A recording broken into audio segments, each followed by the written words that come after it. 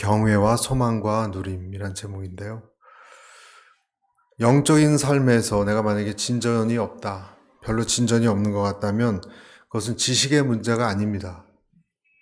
영적인 다른 어떤 문제입니다.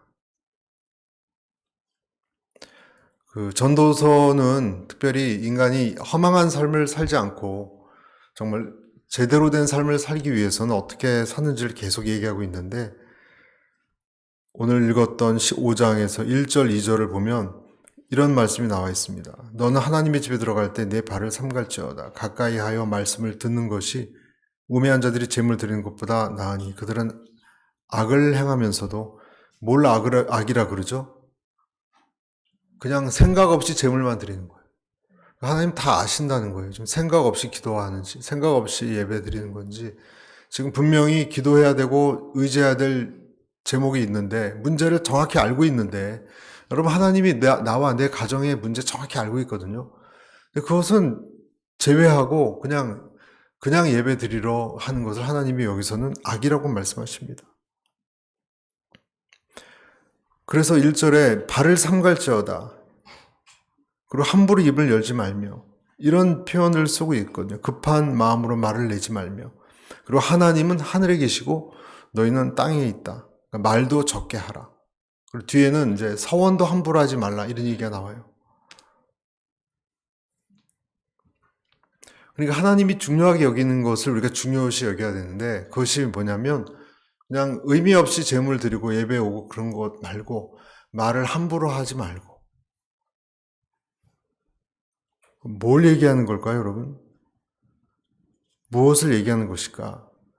첫 번째를 이렇게 달아봤습니다. 첫 번째는 하나님에 대해 조심하라는 거예요. 하나님께서.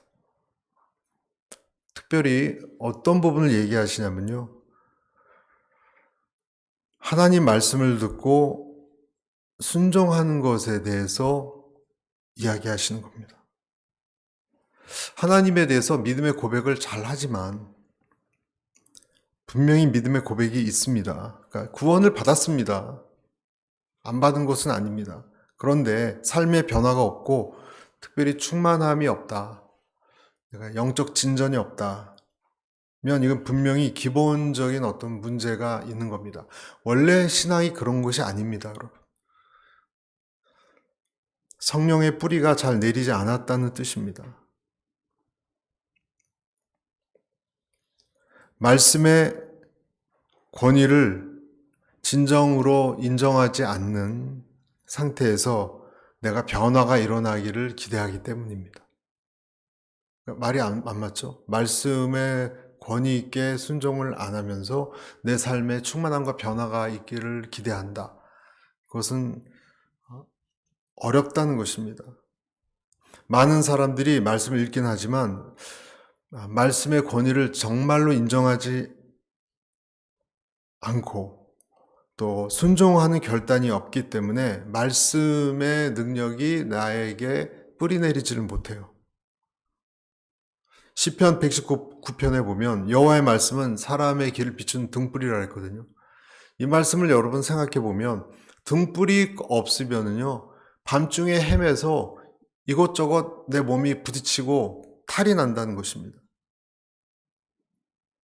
어둠에서 벗어날 수 없다는 거예요. 지금 우리가 벗어날 수 없다는 거예요. 내가 말씀의 길을 비춘 대로 가지 않으면 타박상을 입고 넘어지고 괴로워서 울부짖어도 왜 그런지도 모른다는 거예요. 순종이 없으니까. 하나님 말씀을 존중하지 않으면 자기 판단과 내 감정대로 흔들리는 신앙이 됩니다. 조그만 어려움이 생기면 공포에 질리고 그렇게 되기 쉬운 것이죠. 그러면 기도도 힘을 잃고 예배도 생명력도 잃고 신앙 자체가 껍데기처럼 변하게 고 맙니다. 마음 한구석이 굉장히 비어있다라는 사람의 얘기를 들어보면 말씀에 대해서 한 번도 순종의 결단을 하지 않은 사람입니다. 그걸 알 수 있습니다. 말씀에 대해서 존중하지 않는 신앙은 절대로 변화를 만들어낼 수가 없습니다. 내가 만약에 말씀에 대해서 순종이 회복된다면 그때부터 반전이 일어납니다. 이것은 확실한 공식입니다, 여러분. 그래서 오늘 순종 없는 사람은 예배 드릴 때 발을 삼가라고 말씀하고 있는 거예요. 전도서에서. 걸음을 조심하라고. 그리고 함부로 입도 열지 말라는 거예요. 죄를 짓게 되니까. 그리고 서원이 뒤에 나오지만 서원도 만약에 실수로 한 것이라도 되게 하나님은 중요하게 여겼어. 지켜야 돼. 이렇게 얘기하시는 거예요. 그러니까 세 가지가 다 연결됩니다. 예배가 진지해야 되고, 내 행동, 특히 내 말과 내 순종의 행동이 다 연결이 돼야 되는 것이죠. 갈라디아서 6장 7절에 이런 말씀이 있죠. 스스로 속이지 말라. 하나님은 업신여김을 받지 아니하시나니 사람이 무엇으로 심든지 그대로 거두리라. 이 말씀 참 생각해 보면요, 되게 좀 가벼운 말씀이 아닌 것 같아요. 하나님을 업신여김, 여기서 심든지 거두리라 이 말씀은 하나님을 함부로 여긴 것과 그렇지 않은 것과의 차이를 얘기하는 거예요. 무엇으로 심든지 하나님을 경외함으로 심었느냐, 그렇게 거둘 것이고 그렇지 않으면 그렇지 않을 것이다. 또 잠언서의 다른 곳에 보면 20장 27절 사람의 영혼은 여호와의 등불이라 사람이 깊은 속을 살피느니라. 왜 그럴까? 왜 이것이 하나님께 순종을 할 때 변화가 일어날까? 왜 그렇다고 생각하세요? 왜냐하면 내 자아의 가지가 꺾이는 거기 때문에 그래요. 내 자아의 가지가 꺾이고 이것이 참 감람나무에 접붙여서 수액이 달라지는 겁니다. 그냥 단순히 순종은 언제나 하나님이 일단 보고 계시고 내 자아의 내 고집을 꺾은 것을 하나님께 접붙이기 때문에 수액이 다른 통로에서 들어온다는 거예요. 그러니까 요한복음 15장에 있는 너희는 내 안에 있고 내가 너 안에 있으면, 그렇죠? 이 사람은 열매를 많이 맺는다 그랬잖아요. 나는 포도나무에 너희는 가지니. 가지가 자기의 생각을 꺾고 순종으로 내 안에 들어올 때 어떤 새로운 영적 질서가 뭔가 새로운 게 일어나는 거예요, 그때. 근데 그것이 없이는 아무것도 안 일어난다는 거예요. 새 질서가 들어올 때 여러분, 새 질서 속에서 우리는 영적 평강함을 누리기 때문에 그렇습니다. 하나님이 무조건 나를 사랑해 주셔야 하고 나를 깊은 데에서 건져 주셔야 한다고 우리는 보통 생각합니다. 하나님을 친구라고 생각합니다. 네. 예수님이 우리를 친구라고 얘기하셨을 때는 친밀함의 정도를 얘기하는 것이지 내가 그분을 경배하고 내 운명을 바꿀 수 있는 그런 분이라는 것은 변하지 않습니다. 그래서 우리는 장난칠 수도 없고 우습게 여길 수 있는 그런 벗이 절대로 아니죠. 하나님을 내가 다시 하나님으로 여길 때 내 영혼이 회복되고 내 운명이 바뀌는 것입니다. 그리고 예배가 회복되는 것입니다. 여러분 믿습니까? 여러분 이것은 굉장히 근본적인 문제입니다. 이러한 하나님에 대해서 우리가 만약에 소홀히 여긴다면 이 소홀히 여기는 자세는 어디서부터 나왔을까? 어디서부터 나왔느냐? 이방 종교의 풍습 그리고 습관에서 나왔어요. 사실은 가나안 문화예요. 가나안 문화. 이방 사람들은 자기들이 만든 신이 자기의 삶을 그들이 어떤 삶을 살아도 그 앞에서 무엇을 갖다 바치기만 하면 그러니까 그들은요 자기 마음대로 살았어요. 여러분. 죄 짓고 마음대로. 근데 그 신 앞에 재물을 갖다 바치기만 하면 복 주는 신이라고 생각했고 그렇게 복을 받았다고 믿었습니다. 그래서 출애굽에서 온 이스라엘 사람들이 이 가나안 사람들 예배 드리는 거하고 신앙생활 하는 걸 보고 깜짝 놀란 거예요. 저렇게 해도 되는구나. 자기가 그냥 막 살고 자기가 마음대로 욕망대로 하고 싶은 대로 하고 그리고 그냥 예배 드리러 가서 헌금 드리고 찬양 부르고 그렇게 해도 복 받는구나.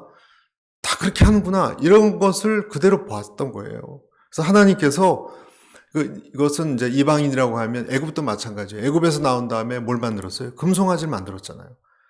그러니까 하나님이 우상 숭배를 하지 말라는 것은요, 여러분, 영적으로 내가 어떤 가닥 다른 영이 나를 침입해 들어오고 그 차원이 아니라 그렇게 우상 숭배를 하는 그 어떤 습관, 그 자세를 그게 오염될까봐 하나님이 우상 숭배 섬기듯이 하나님을 섬기는 요 문화를 갖고 올까봐 하나님이 극구 싫어했던 거예요. 하나님의 주안점은. 근데 영혼이 팔려간 것보다도 우상 숭배의 습관이 더 무서웠다는 것입니다. 왜냐하면 그때 하나님은 내 주인이 되는 것이 아니라 내가 주인으로 하나님이 나를 섬기는 아주 뿌리 깊은 어떤 굉장히 끊기가 힘든 그런 것이 되기 때문에 그런 것입니다. 그래서 여러분 로마서에도 9장 10절 우리가 너희가 입으로 예수를 시인하면 구원을 얻고 그 말씀 여러분 잘 아시죠? 그리고 예수가 그리스도 십자가에서 죽으신 것을 믿고 부활하신 것을 믿으면 구원을 얻으리니 근데 거기서 중요한 것은요. 네 입술로 예수가 주인 것을 고백하고 그를 주로 믿으면 그때 주는요. 그냥 주님 주가 아니라 내 삶을 완전히 순종하는 쪽으로 가면 그런 주인으로 믿을 때 구원을 얻고 해요. 그러니까 그 안에는 입술 고백만 들어있는 것이 아니라 고백과 함께 내 삶을 완전히 그분의 주권에 복속시키는 게 포함되어 있어요. 그럴 때 너희가 구원을 얻으리니 이렇게 나와 있는 것입니다. 내가 하나님 중심으로 되어 있는지 아니면 하나님을 이방 문화에 영향을 받은 신앙이 되어 있는지를 점검해 볼 수 있는 방법이 한 가지가 있어요. 그게 뭘까요, 여러분? 그게 뭐냐면 내가 하나님에 대해서 서운한 것이 있는지 딱 돌아봐야 돼요. 하나님에 대해서 내가 서운한 것이 있는가를 돌아봐야 됩니다. 금송아지 문제도 왜 올라가서 이 시간 되도록 내려오지 않느냐? 도대체 하나님은 왜 이렇게 사람을 기다리게 하느냐? 지치게. 이런 불평이 많았습니다. 지금 누가 주인입니까? 그렇죠? 이런 불평이 벌써 금송아지를 만들 만한 마음 자세가 준비됐던 거예요. 출애굽한 백성들이. 그러니까 하나님이 나한테 어떻게 응답하는지 모세를 내려보내고 이 타이밍까지도 지금 판단하고 있던 거예요. 이 밑에서. 여러분, 믿음이라는 것은 내 공식이 아니라 하나님의 시간에 나를 맞추고 기다리는 법을 배우는 것이고 그리고 순종하는 것을 배우는 것입니다. 여러분, 우리 자식도 순종하는 것을 딱 보고 부모의 마음이 확 풀어지지 않습니까? 똑같아요, 여러분. 영적 공급이 달라집니다. 그래서 내가 만약에 하나님 앞에 어떤 것이든 내 마음에 맞지 않아 서운해하는 것이 있다면 어떤 조건이건 내 인생에 주어진 조건들 그것에 대해서 서운한 감정을 빨리 해소하고 그리고 하나님 내가 서운한 것은 내 기준 때문에 그런 것입니다라고 돌이켜야 하고 용서를 구해야 하는 것입니다. 이것이 내려놓음의 크리스찬이에요. 그래서 하나님을 여러분이 무겁게 여겨야 되고 그렇게 무겁게 여길 때 무엇이 들어오냐면 평강이 들어옵니다. 이상하죠? 하나님을 무겁게 여길수록 우리의 영적인 질서가 잡혀서 평강이 들어옵니다. 왜냐하면 하나님이 무겁게 내 삶의 권위의 질서가 안 잡히면 다른 잡다한 권위가 들어와서 괴롭히는 것들이 들어와요. 괴롭히는 것들이 들어와요. 교만, 허풍, 서운함, 속상함, 상처, 원망 이런 것이 주인 행세를 해서 내 마음을 막 찢어놓습니다, 여러분. 그것이 더 괴로워요, 사실은. 그래서 예배 드린 자의 마음은 두렵고 떨리며 감사하고 기대하는 마음. 순종도 하나님을 우상으로 보지 않고 진짜 주님으로 볼 때 가능해집니다. 그러니까 우주의 중심이 내가 절대로 아니에요. 하나님이에요. 마태복음에도 3장에 속으로 아브라함이 우리 조상이라고 생각하지 말라. 내가 너희에게 이르노니 하나님이 능히 이 돌들도 아브라함의 자손이 되게 하시리라. 자기 마음대로 유대인들이 하나님의 후계자라고 했던 사람들에게 아브라함 너희들 조상 아니야 라고 얘기하는 거예요. 네, 이 부분 5장에 이런 말씀으로 되어 있는데 하나님이 왕으로 통치하는 세상 일 그렇게 경외하는 사람의 눈에, 그런데 오늘 또 어떤 것이 불의한 세계가 들어왔습니다. 불의한 세계가. 8절 보시면 이렇게 되어 있습니다. 8절 한번 읽어보죠. 같이 한번 읽어볼까요? 8절. 8절 없어요? 제가 읽어볼게요. 너는 어느 지방에서든지 빈민을 학대하는 것과 정의와 공의를 짓밟는 것을 볼지라도 그것을 이상히 여기지 말라. 높은 자는 더 높은 자가 감찰하고 또 그들보다 더 높은 자들도 있습니다. 여기서 이 사람이 빈민을 학대하고 불의한 세계를 봤는데 그 사람들에게만 있는 것이 아니라 이 불의한 것은요, 누구에게도 있어요? 여러분과 저에게도 떨어지지 않습니까? 여러분 억울한 거 많이 있지 않습니까? 그래서 원망하잖아요, 하나님을. 이상한 사람 만나서 막 호되게 당한 적도 있지 않습니까? 막 모욕당한 적도 있고 부당하게 당한 적도 있고 그런 경우가 간혹 일어나요, 우리는. 그렇죠? 군대에서도 기억나는데 이렇게 막 이렇게 하나씩 생선 퍼주는데 제 국물에는 생선이 하나도 없어요. 어떨 때 짬밥 봤는데 이런 부당할 때가 어디다. 억울하잖아요. 그런 경우가 있잖아요. 지나가다가 누가 지하철에서 발을 밟는데요, 이 여자 하이힐로 밟히면요, 운동화 신었을 때 완전히 빵꾸 나는 줄 알았어요. 얼마나 아픈데, 얼마나. 미안하다고도 안 그래요. 그러고 씩 가요. 그랬더니 부당한 일을 당해요, 여러분. 전도자는 어렵고 가난한 사람들 학대당하는 것도 보고 자기도 부당한 거 당하고. 여러분, 우리도 지금 뉴스를 보면 너무너무 화가 나는 게 많아요, 저는. 여러분, 홍콩 화재에 400 몇십 명 죽었죠. 보통 저 홍콩 그 아파트를 보면 한국에 있는 무슨 반포니 무슨 이천동이니 이런 아파트가 다 떠올라요. 저희 노원구 아파트도 얼마나 고층이 많은데요. 그런데 불 한 번 나와요. 어떻게 될까? 이유를 알아보니 다 부실한 자재를 써서 그렇대요. 홍콩이 중국화된 다음부터 아마 관리 감독이 허술해져서 그런 것 같아요. 중간에 다 중간 상인들이 띄어먹어서 그런 걸 거예요. 그러니까 불타 죽은 거예요, 여러분, 사람들이. 무슨 어떻게 그런 일이 있을 수 있습니까? 정말 한두 동도 아니에요. 수십 차가 탔어요, 여러분. 말도 안 되는 일이 정말 일어납니다. 미국 정도 되는 나라는 열심히 일하면 되지만 제가 아우리치 갔던 가난한 나라들을 보면요, 그 청년들하고 얘기해보면 아무리 일해도 기회를 안 준대요. 일하고 싶고 일을 잘하고 머리가 좋아도 기회가 없어요. 기회가. 왜? 그 나라 왕족들과 자손들과 친구들이 다 해먹으니까. 좋은 회사는. 시험 봐서 들어갈 수 있는, 우리가 실력대로 그나마 인재들을 배분할 수 있는 나라도 지구에 많지 않더라고요, 보니까. 그것도 사실 감사해야 될 문제예요. 많은 후진국들은 부정부패로 완전히 부패해 있습니다. 1, 2%가 50, 60% 전체 국가의 부를 차지하고, 어떤 사람 냉장고는 넘쳐서 냄새가 나고 벌레가 나는데 다른 사람들은 이 각기병 걸리고 영양결핍으로 죽어가면, 여러분 어떻게 나라라고 할 수 있겠습니까? 이런 불의한 것을 보고도 하나님이 뭐라고 얘기하시느냐? 하나님 어떻게 이런 세상의 주인이십니까? 우리가 막 붕괴할 때도 하나님은 더 높은 자가 지금 그 불의한 걸 또 보고 있다, 이렇게 얘기하세요. 보고 있다. 그래서 두 번째, 우리는 이것을 또 기억해야 돼요. 같이 읽어볼까요? 불의한 세상을 바라보고 계시는 분을 생각하라. 그들의 문제뿐만이 아니라 내 인생에 대한 문제에 나의 불의한 것, 부당한 것도 보고 있다는 거예요. 이 말씀은. 이것은 구조의 문제인가, 어떤 정책의 문제인가, 개혁으로 될 문제인가, 인간 자체 유전자 속에 들어있는 죄성의 문제, 취약성의 문제입니다. 죄 때문에 타락한 것이 DNA에 다 각인되어 있어서 어쩔 수가 없어요, 여러분. 선진국은 선진국 나름대로, 후진국은 후진국 나름대로. 캄보디아 같은 곳 보세요, 여러분. 가난하고 착하게 생겼다고 악하지 않은 게 또 아니더라고요.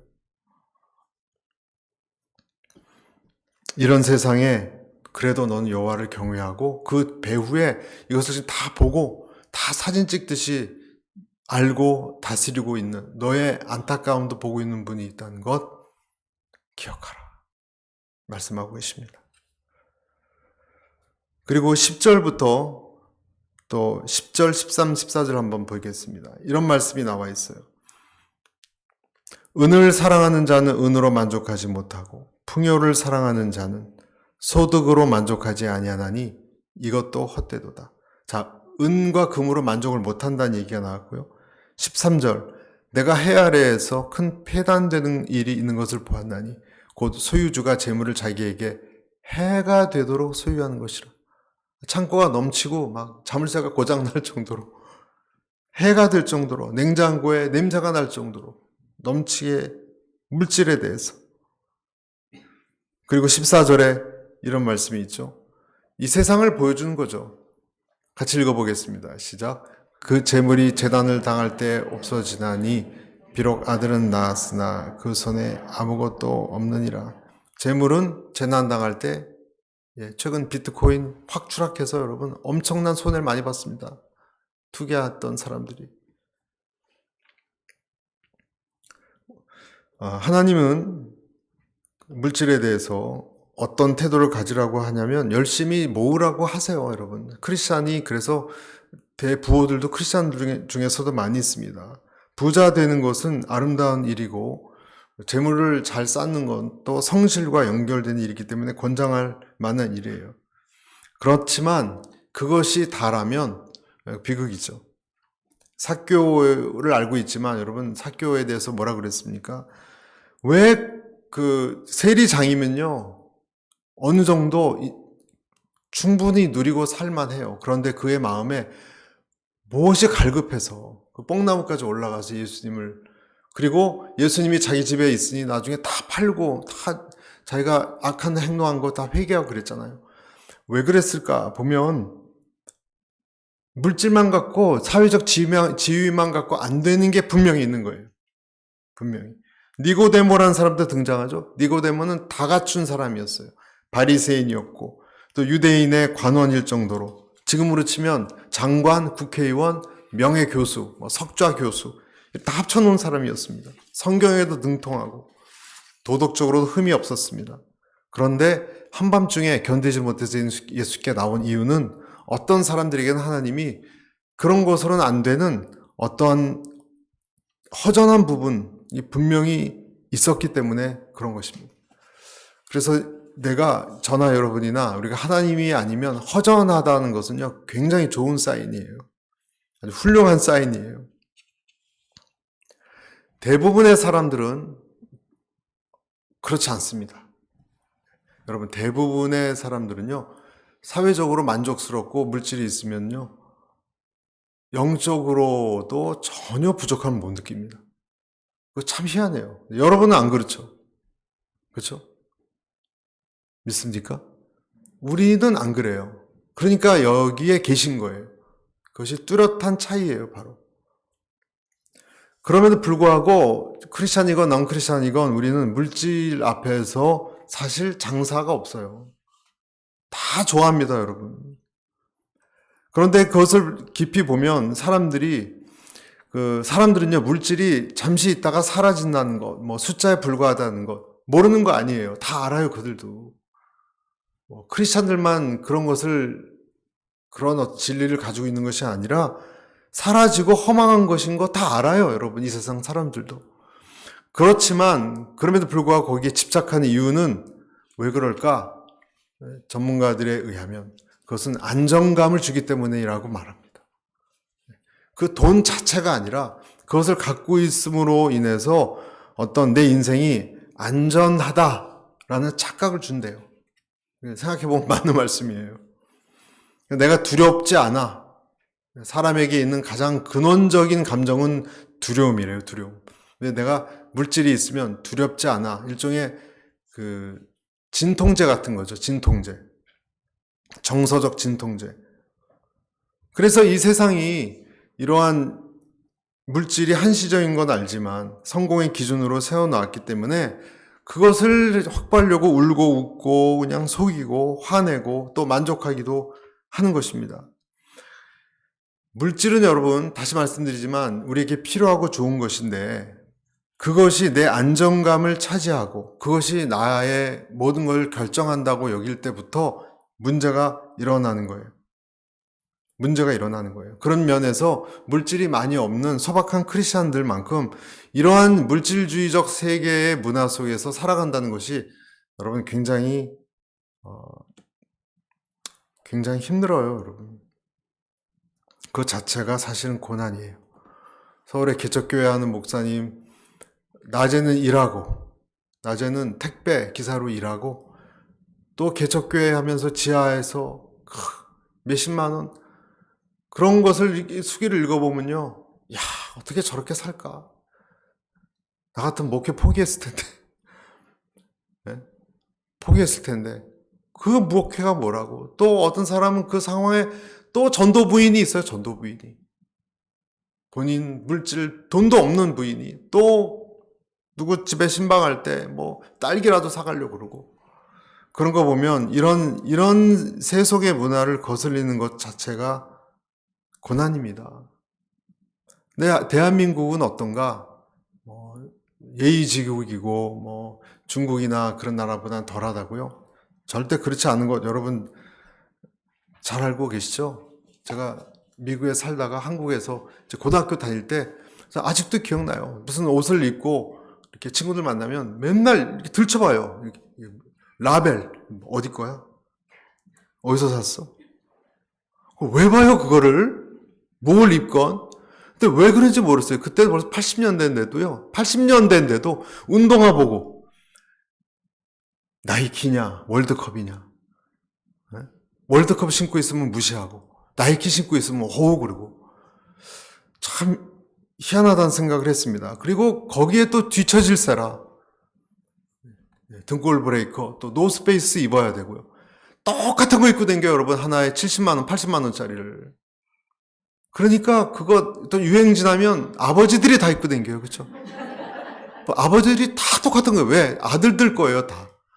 자식들 거였어요. 유행 지났다고 안 입는데요 이제. 그러니까 등골 브레이크죠. 그러니까 우리나라는 그런 어떤 두려움이 있나 봐요. 핸드백도 그렇고 여성분들은 내가 그런 얘기가 있잖아요 여러분. 그 물질 자체를 소유하고 싶은 것이 아니라 르네 지라르 이런 사람에 의하면 그런 얘기를 해요. 그 물질을 소유한 비싼 것을 핸드백을 소유한 사람의 이미지를 소유하고 싶은 거예요 내가. 그 이미지. 물질 자체는 이 백이건 파란색 백이건 무슨 비닐을 맞는 백이건 뭐 감촉이 다릅니까? 뭐가 이렇게 다릅니까? 근데 그 브랜드를 갖고 다니는 이미지를 내가 얻고 그 축에서 소외되고 싶지 않은 거예요. 나는.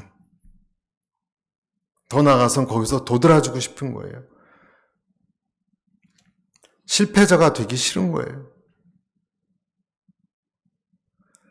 모든 정신병의 기본은 여러분 안고수비라는 데 있다는 것 아시죠? 안고수비. 안목은 높고 내 재주는 비천한 거예요. 갈등이 있겠죠 여러분? 나는 이렇게 되고 싶은데 내가 가지고 있는 실력은 못 따라가고 상황이 못 따라가면 이 긴장감과 분노에 찾아봤어요 제가. 왜 그럴까? 자기를 받아들이지 못하는 거예요. 이 고통의 괴리가 있기 때문에 이게 지속되면 정신병으로 간다는 거예요 여러분. 근데 한국이 위험한 이유가 자살하는 이유가 사실 어느 정도 먹고 삽니다. 그런데 이 경쟁사회에서 뒤처지는 취급받을까봐 실패자란 이야기 들을까봐 목숨을 매는 거예요. 내가 이렇게 했어야 했는데 그때 이렇게 투자했어야 됐는데 한탄의 괴리, 이상을 쫓아가지 못하는 괴리. 고통은요 어디서 오는가? 괴리에서 오는 겁니다. 괴리가 클수록 불만, 긴장이 크고 화가 많습니다. 이게 회복되고 치유되어야 감사가 나옵니다. 그리고 기쁨이 나옵니다. 그래서 나는 생각해 봐야 됩니다. 오늘 이 전도서를 읽었지만 나는 어디쯤 내 좌표가 있는가? 나는 뒤처지는 것에 대해서 민감한가?